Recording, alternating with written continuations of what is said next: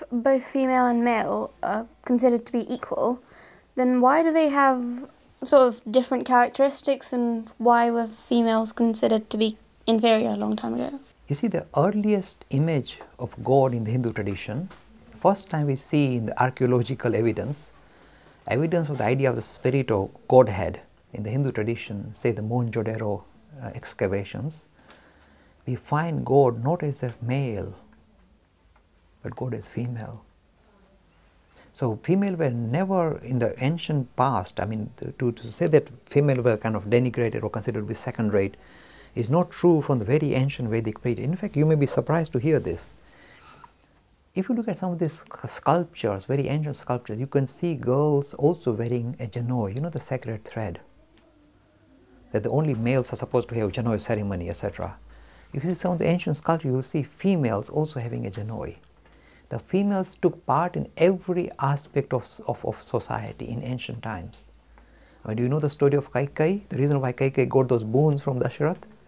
Because she went in the field with Dasharath to fight an enemy. And she was one of the queens who was taking a bow and arrow and shooting the enemy.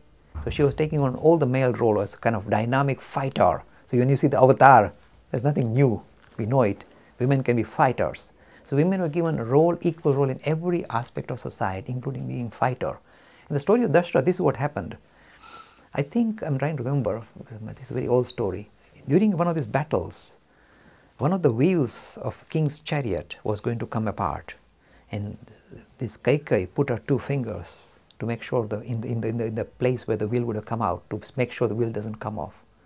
And Dasharath was so proud, she said, I'll give you 2 boons.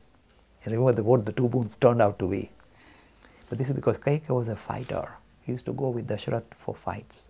So, in very ancient times, in the Vedic period, even the rishis of Hinduism, say the rishis who wrote the Vedas, they were not male with big beards. They were somewhere.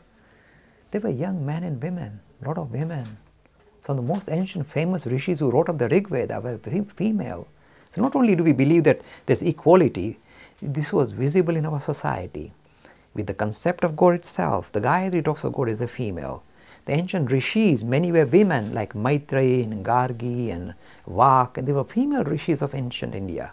And you see all the rituals shared equally by male and female were taking equal participation role in society.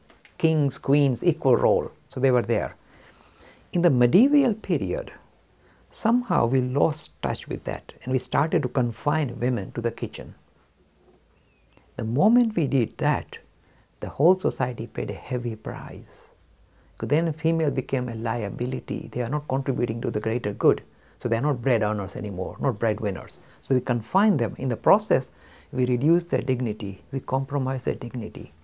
What is happening with modern India? Revenge. The women are now taking on all the roles. They want to be prime minister, they want to be everything. President, the president is woman today in India. So they are coming back with vengeance, saying, how dare you confine us to kitchen? So look, who's studying Hinduism here? See, you come back in a big way. Well, I know we can just token gesture from the male side. You see, this is how, recognize that during a certain period in history, we made this mistake and we paid a heavy price. Because once you, suppose half the population you confine and don't let them become vibrant and active, the whole society, pays a heavy price. It collapses. So we paid a heavy price, and it's now being readdressed, and women are coming back in force, and let it be, because it balances out the debate. The only problem now is the women are getting so strong and so strong-willed. The male are struggling and suffering. You ask any home who is ruling the house, they say, oh, in the kitchen, the home minister, they control.